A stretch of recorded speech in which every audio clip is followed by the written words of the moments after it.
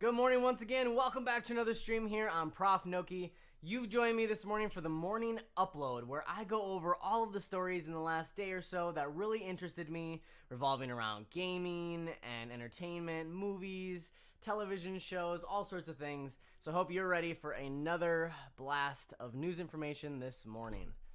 So let's pop into here. If you guys read the description this morning, we're going to be starting out by discussing PlayStation because they are apologizing here over the weekend because of a huge fiasco that came out regarding their pre-orders for the system. For those of you who don't know, there were a number of different distributors that had listed the PlayStation 5 available for pre-order. However, many of them started taking down their pre-orders, canceling them, retracting them. But they did give us at least the date of launch as well as the cost of the system. So at least many of us now can start planning ahead. It's going to be $500 and it looks like it's going to be launching November. I remember the date here, but I forgot what the date was. November 12th, that's right. Is when it's going to be launching, and then the rest of the world on November 19th.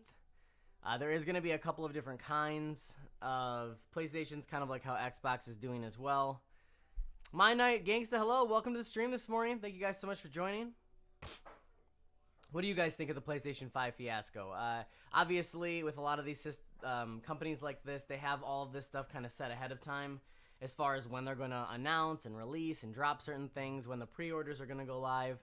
And it looks like PlayStation, Sony in general, just didn't really have all of their cards laid out before they decided to go forward with this. But this website actually does a really great job of kind of breaking down the comparison between both the Xbox and the PlayStation's upcoming releases, as well as their different types, like their scaled down version or their full version. A lot of people have been worried about the Xbox Series S, honestly, that maybe this is going to be a bit of a dud, but we'll have to wait and see exactly. Mike says, launch is the day before my birthday in America. I'm getting it for Christmas. Very nice, Mike. That's awesome. Hopefully we end up picking up a PlayStation as well, and then we can play on some of the games that come out. I don't know if you guys saw the most recent event that they hosted where they basically divulged a number of other games as well as gave us a bit of a more in-depth look. I was thinking about maybe doing a reaction or at least breaking down the trailer if any of you guys would be interested in something like that. But there are some really awesome games that are going to be coming out. That's for sure. But they did apologize for this fiasco, saying that, they definitely could have handled it a lot more smoothly. They were very excited to, get the ball rolling on everything, so they didn't exactly make sure to cross all their T's and dot their I's before they went forward with it. But for those that did pre-order, and then had it canceled, obviously you'd be able to still do so here as soon as they get all their stuff straightened out. Mike, the showcase was sick. Yeah, it really is. Honestly, I think they've really knocked it out of the park this generation, I'd say. I was about to call it a war. The console war. I do think that PlayStation's going to come out victorious this year. Hogwarts Legacy game looks sublime. I think it would be a great play. Yeah, honestly, I've always, kind of not really liked the Harry Potter games. I felt like they were very underwhelming for what they could have been, especially for how impactful the series has been to so many people. I feel like they didn't really ever do it much justice when it came to video games. However, watching through the Hogwarts Legacy trailer, that's a game that I would love to play. And I don't even know much about it. It just really brings you in. It looks like an open world kind of RPG style game. You get to customize your character. It seems like maybe you even get to, kind of progress down the path that you want to take. So yeah, it looks like it's going to be awesome. And speaking of another game that's been teased, that we don't know much about, and it's going to be absolutely amazing, Elder Scrolls 6 has been on the tongues of many players as of late, and I think it's because we're approaching the new generation of consoles. Many people are thinking, well, what's next for Bethesda? Are we going to see Elder Scrolls 6 anytime soon? It was showed off to us back in 2018, which seems, when I was thinking about the last time when I saw their actual little trailer that's kind of scrolling up at the top, no pun intended, that felt like so long ago. So to say it's only 2 years is crazy. I felt like that was like 5 years ago they showed us this little blurb. But it definitely looks like it's going to be amazing. Obviously, as this article points out, they really have to put a lot of work into this to try to recapture the same magic they did for Skyrim. And to be able to, as they say, catch lightning in a bottle twice is going to be very difficult. A lot of people are a little leery because Bethesda has been dropping the ball with the Fallout series, so there's some concerns that maybe when it comes to Elder Scrolls 6, they're going to end up doing a lot of the same mistakes in a sense that they did with Fallout, changing the formula of the game too much in a way that makes it not as fun and not as unique of an experience for players. But when it comes to the Elder Scrolls games, except for Elder Scrolls Online, all of their main series games, they've really pumped a lot of time and devotion into making it a game that players want to keep coming back to. I mean, as this article even points out, Skyrim is 8 years old now, and players are still... I just bought it again, you know? Players are still yearning to dive into this world of endless possibilities and amazing experiences, and to be able to recapture that for the next generation of Elder Scrolls games, I think is paramount, especially if they're going to continue that success. Morrowind was highly popular, Oblivion was highly popular. I got that out of order, but oh no, I didn't. Morrowind, Oblivion, Skyrim, and then we'll see what they bring for Elder Scrolls 6. But essentially, some people, as this article has been pointing out, maybe want multiplayer or, areas of raid battling, stuff like that. If they did it the right way, I think that maybe it could be good. I do worry, like I said earlier, that it would remove some of the uniqueness to this immersive world. But if they did it the right way, I think they could honestly make it a very enjoyable experience.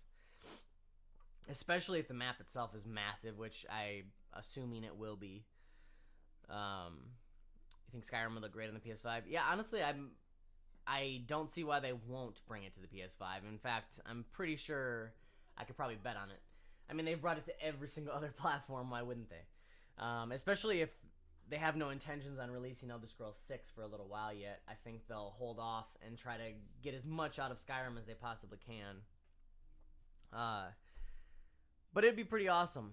I mean, I'm not going to play through this whole trailer here because obviously copyright and whatnot, but a lot of people have been speculating that this could be taking place in Elsewhere, which is the home of the Khajiit species in Tamriel.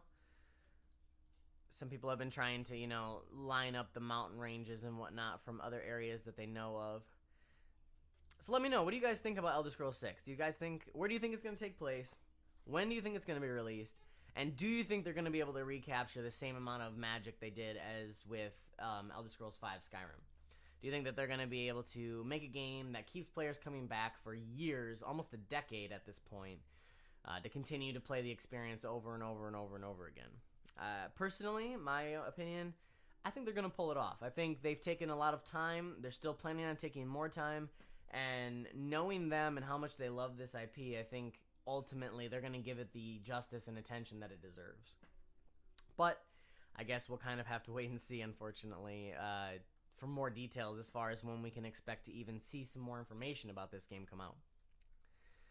Moving along here, though, to a game that I'm highly anticipating, and I'm really excited to see that it's been given some form of announcement as far as when it's going to be launched and whatnot, and that is God of War's sequel for the PS5 that's going to possibly, most likely slated to come out in 2021. Really amazingly, the entire game's taking place in the Nordic Pantheon, which has been awesome to see a lot of different entertainment platforms kind of touch on the Nordic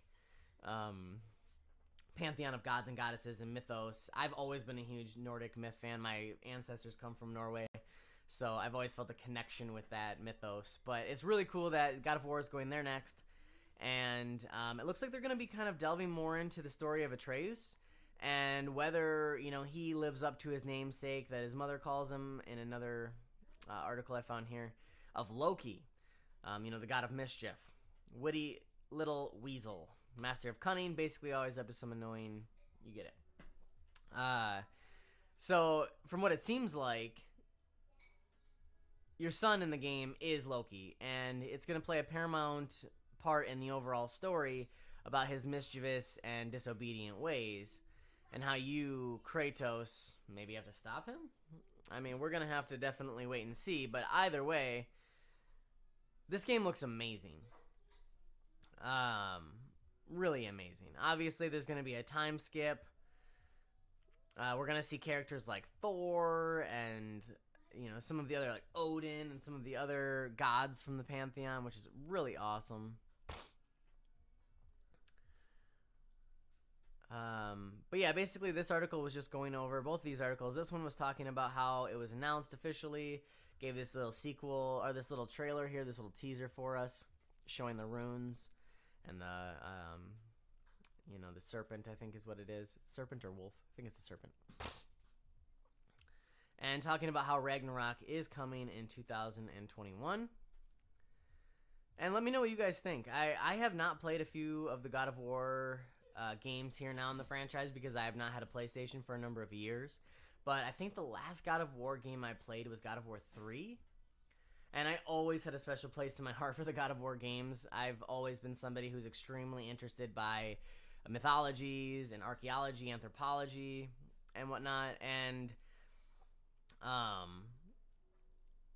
yeah, so to see another God of War game, obviously, I've been wanting to go back and play the other ones, but I have been kind of in the Switch world for so long that I haven't had a PlayStation or access to a PlayStation. But once we do end up getting a PS5, I would love to go back, play through some of the older games if that's possible, and then check out the brand new one that's going to be coming out here next year. Mike says, someone said, who cares about any games with Ragnarok? Oh, who cares about any games when Ragnarok is coming? That's so true. It's been cool also to see all the different takes on Ragnarok, from the different forms of entertainment and media that we've been given. But yeah, it'll be cool to see how God of War does it, and to see this story of God of War continue to take shape. It'll be interesting to see also how many different pantheons and how many different cultural religions and mythos they end up touching on.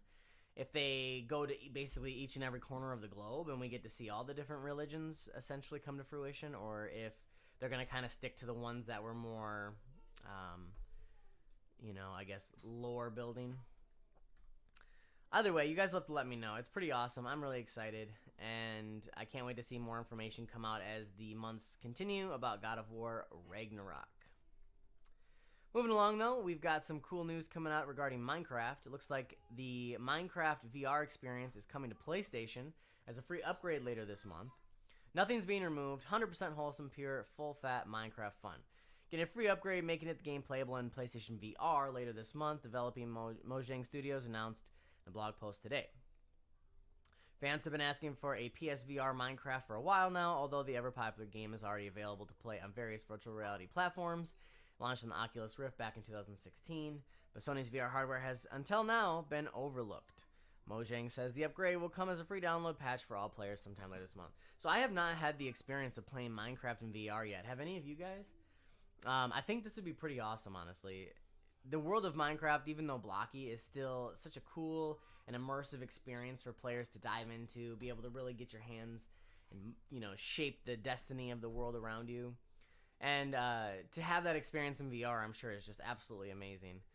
And if you're somebody who has a PC, obviously this is already out for the Oculus Rift, and you have the ability to refine your Minecraft experience through mods and doing stuff like ray tracing and such, it'd be an even cooler experience, I'm sure. But it continues to be a runaway success, much like Skyrim. This game is now on basically every single platform, every single mobile device, computer, console, you name it. And even has opened up the gates for cross-platform, essentially, between all of its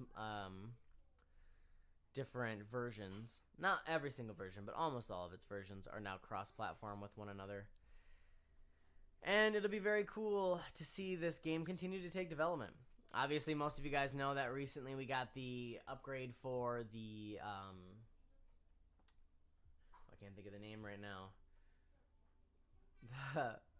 Oh my goodness, not the end. Anyway, we got the recent upgrade of the addition of biomes is essentially what I'm trying to get at. Maybe one of you guys can help me out here. Played it in VR. Creepers are terrifying. Oh my gosh, Mike. I bet you creepers are terrifying. What is the world? I'm having the hardest time. Total morning brain right now. With the piglins. Oh my gosh, help me out here. The Nether. Thank you.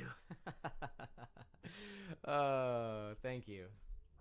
My brain was not ready for that one. It was like, warning, warning. Yeah, we've already got some of the most recent updates for the Nether, and they've been promising even more as the years continue. So I still play this game. My children still love this game, and I'm very intrigued to see how they'll continue to shape this game as it goes forward. Especially now that Microsoft owns it, I feel like they've got greater resources to be able to impact the game, you know, on a broader scale. But we'll have to wait and see. Alright, so back to what we were talking about earlier with the Hogwarts Legacy. I did want to touch on this morning as well. Many avid fans of the popular Harry Potter book and movie series are thrilled they're getting a beautiful open-world video game. Oh, so it is open-world officially. To explore, though some are considering a boycott because author J.K. Rowling's past comments about transgender people. I think everybody should have their own opinion, and if you don't like the game, don't play it. All right, in conjunction with a larger PS5 console reveal on Wednesday, Warner Bros. Announced it would release Hogwarts Legacy on both current and next-gen systems. For current as well, that's nice to know. Company also dropped an extended trailer for the game of more than 2 minutes, rendered in 4K detail, which I watched as well. I don't know if you guys did. I'm not going to play the entire thing, but I will kind of pop through here so you can see. If you haven't yet, the world looks absolutely stunning. They did a really great job graphically, and it looks like they really encompass the magic of Hogwarts, so that's pretty cool too. The game does take place, it looks like in the 1800s, so well before the books. So I'm wondering how the overall story will tie into the differing books and movies and stuff they've been putting together. But it does look like a lot of the mythical creatures and fantastical areas from what we're used to in the books and movies are making a return to the game. I'm not sure who this... Whoops. Not sure who this guy is here. Didn't mean to... This guy. But there's some evil guy here that looks like you're taking on. Mike, it's hilarious. Are you talking about me, or did you almost have an emergency over there? But I mean, look at this castle. That looks incredible. And if this is even a quarter of what the gameplay itself looks like, it'd be awesome. So I'm really excited for that, and I hope they give us more information, you know, before this game comes out. Did it talk about release? That's the one thing I wasn't sure if they gave us a release date. So just late 2021 it looks like. So probably holiday season, I would assume. Which means they might have some more work they have to put into the game.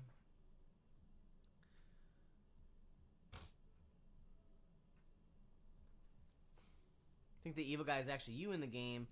Oh. See, I thought I saw the evil guy battling you in the trailer. Maybe I need to go back and rewatch. I did pick up on the same vibes though, Mike. It was saying that you got to shape your own destiny. And, you know, the trailer was kind of giving you that illusion as if, like, hey, you'll get to be good or evil, you know? So if they do that, seriously, it would make for such a tremendous game. I feel like so many gaming developers don't use that mechanic enough for you to be able to actually shape what you look like through the game based on your actions. Not only that, but how people react to you and respond to you. And just have that play out in your overall quest and how the game itself kind of moves you through it, you know? It'd be amazing. Absolutely amazing.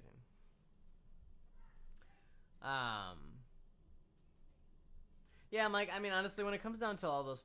I mean, you guys know I'm pretty political, but when it comes down to people's political opinions, I think that if you have your... personally, like, you can believe whatever you want to believe in your own home, in your own head, in your own life. You can live the way you want to live. You can hate the people you want to hate. That's your own choice. You can't stop people from hating people. So that's where I'm like, you know, if that's enough to get you to stop from buying their product, then fine, that's your convictions. If you still want to enjoy their product but have a difference in opinion with them, that's fine too. You don't have to boycott people that you don't agree with. Either way, I mean, that's up to, like I said, it's everybody's personal opinion. If you want to boycott her, go right ahead and boycott her. I'm still going to play this game. I personally was never somebody who was obsessed with the books and movies. I never held a personal stake in it. So I was somebody who just enjoyed it. You know, I thought it was cool. the games and the movie, or I should say not the games, but the movies. I never really read the books, but I had a lot of friends that did. Absolutely loved the books. But either way, I'm still just really excited for the game itself. The game. I personally don't care about people's personal opinions who are making the games per se. But that's my personal opinion. Mike says, I'd become a tyrannical maniac, the biggest evil lord in history. Voldemort, more like Voldemort. Mike, you're hilarious. Oh, man. I think I would play it twice. I mean, maybe more than that if the game's awesome. But I would definitely try it out good first because that's just who I am. I did that in Fable. In Skyrim, I do that. And then I would play it through as an evil person just to see what you can get away with, essentially, in the game. Yeah, Mike, as I was saying earlier, I think that all of the Harry Potter games kind of lacked. I mean, some of them were better than others, but most of them just dropped the ball ultimately in really capturing that, I don't know, that gaming magic. It's like they picked up on the Harry Potter side of things, kind of, but then totally dropped the ball when it came to a gaming experience. And honestly, I feel like a lot of games that are made about movies do that. I think that a lot of the games they try to make based off of movies just totally flop because they worry too much about the movie and not enough about the gaming experience, you know, and what the gamer is going to be enjoying and what the gamer is going to be coming back to play. I've experienced that with so many games, like a lot of the Lord of the Rings games, for instance, just didn't quite meet up to my expectations for the same exact reason. And I don't know. That's why I kind of like that the Avengers game that's coming out is not just a carbon copy of the Avengers movies, because it's a whole new experience. They're trying some new things out. It's going to be unique. It's not just going to be, well, it's the Avengers movie and now you're just playing one of the people in the movie. I'm really excited that the Harry Potter game is going to be open world. It looks like a customizable character, most likely impacted by your choices. You know, there's going to be a lot more to it, so it's going to be awesome. Mike says, yeah, the first time I play, I'm going to do everything negative and see how far you can go. I wonder if you can die in the game. That'd be cool. Like, you live your life and then you die a natural death. Yeah, I don't know. Sometimes they give you that much of a real-world experience, but I guess we'll have to wait and see on that one. But it's still going to be fun. I'm seriously, like, this is one of the many games for next-gen consoles I am so excited to play. Like, I can't even wait to get through this winter and into the next year just for this whole plethora of brand new experiences. Hopefully we all get to enjoy, and the world doesn't go to hell in a handbasket here. Speaking of, we do have one little political thing I wanted to touch on at the end here because it does impact all of us as gamers and could have wide-reaching implications as far as some of our favorite games go. So basically what it's saying is gaming companies are reportedly the next targets in the U.S. government's potentially broader Tencent purge. Some of the biggest names in online gaming in the United States have received letters from the United States government requesting information about their relationship with the multi-billion-dollar Chinese technology company Tencent, according to reports. Even as the U.S. Department of Commerce moves to block new downloads of the Chinese company's popular messaging and payment app, WeChat, it has sent out letters to the U.S. gaming companies like Epic Games, which runs games like Dauntless and Fortnite, Riot Games, and others about their data security protocols and their relationship to Tencent. Citing people familiar with the matter, Bloomberg reports that the Committee on Foreign Investments in the U.S., which is chaired by the Treasury Department, is looking for information about how these companies handle the personal data of their U.S. customers. Tencent is the world's largest gaming company with stakes in multiple U.S. gaming companies, including the Los Angeles-based Riot Games, and a 40% stake in Epic Games, the maker of Fortnite, which is one of the most popular multiplayer online games in the U.S. The request could presage a push by the U.S. government to force Tencent to sell off its gaming interests in America and would follow similar steps taken to crack down on the Chinese-owned social media network TikTok. So, essentially what this is saying is there could come a moment when some of the gaming companies that are partially owned by umbrella company Tencent could end up either getting shut down or sold off to other companies, meaning that the games they create could either go away entirely or change based on the new developers that end up taking them over. So what a lot of people aren't really seeing is this extreme tenderalization where the U.S. government has been creeping their hands essentially for decades and decades into the corners of every single little area of commerce, and now they're at the point where they get to dictate whether a company actually makes, produces, and distributes games in the United States.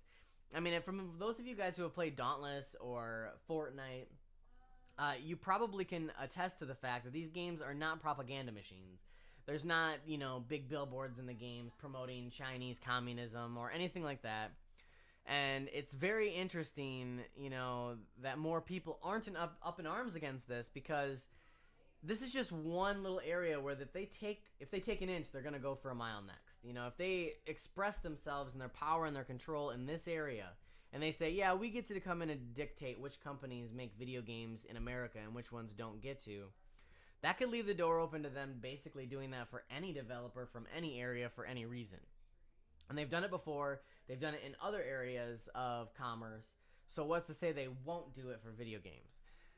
So I do think this is an area where more gamers need to be loud spoken, regardless of your political affiliation. We need to make sure people are aware that if there is no harm, if these games are not doing anything, illicit, then why should they be blocked from gaming in the United States? Why should gamers not have access to the same games that other people like you and Mike, you say it doesn't affect you, but why is it that some people should have access to it and other people should not, based just solely on certain people in the government's perspective about these games and the game makers? Obviously, as you say, they're going to get a lot of harassment online, Mike, but unfortunately, I don't think that's enough to actually stop it. I think what has to happen is a lot of actual, people need to rise up against these kind of moves all across the board. We need to make sure it's known that we as consumers should have open access to a free market that, isn't dictated by other people's perspectives. I mean, video games have been one of the biggest targets. Video games and video gamers have been one of the biggest targets for generations now when it comes to these outdated and antiquated laws and politicians thinking they need to put, stifle this and stifle that and shut that down, and all video games create violence here, and we need to get rid of swearing. And you cannot regulate and dictate through law somebody's principles. You just can't, and you're never going to be able to make everybody good, and stopping good people from enjoying themselves through video games isn't the way to do it. All it's going to do is create enemies for you. But yeah, you're right. I mean, honestly, it's not just been this administration here in America. It's been many, like I just said, for decades now. Video games have been on the chopping block from a lot of different organizations that feel like they are harmful to children. I think that obviously TikTok can be very predatory. I mean, there needs to be a lot more parental guidance when it comes to the use of technology, but I don't think that's the government's job. I think that parents need to take back the responsibility over their own kids and, assure that they aren't being preyed upon by, other adults on the internet or governments that are seeking to steal their information. But either way, the more these people try to put their label in the hands on these games, the more people will revolt. Yes, I 100% agree. I think the same thing happened, when the FCC came out about all of their children rules and stuff for YouTube. A lot of YouTubers kind of clapped back and figured out ways around it, and I do think that that's just going to continue to happen. No matter what, I'll leave you with this because this is a great economic learning lesson. If you make something illegal, people will purchase it even if it's illegal, regardless. They will find a way around it. There will always be a black market for that product, regardless of whether it's a law not to have it or not. So, instead of trying to make everything illegal, you should make everybody have the freedom to do whatever they want and then be responsible for their own circumstances. And if they harm others in the process, then they have to pay the price for that harming and for that victimization. But other than that, let people live. Let people be free. Let people have the power over their own lives. Let people play the video games they want to play. If I want to play Dauntless, I should be able to. With that, though, guys, I'm going to stop rambling here this morning. It's been great seeing you for another morning upload. I hope you guys will join me again. Like I said, I'm going to try to work it into my schedule to do this more often, more frequently. Maybe I'll up it to 3 times a week, Monday, Wednesday, Friday for now. And if it works out, maybe try to do it every morning as a bit of a wake up for everybody to sit down and talk about some of the great things that are coming out as far as, our favorite gaming and entertainment platforms are concerned. So I hope you guys all had a great morning here. I hope you will have a fantastic Monday. And I will see you guys again tomorrow night for our stream at 7 p.m. Central Daylight Time. Till then, this has been ProfNoki. Thank you and have a wonderful day.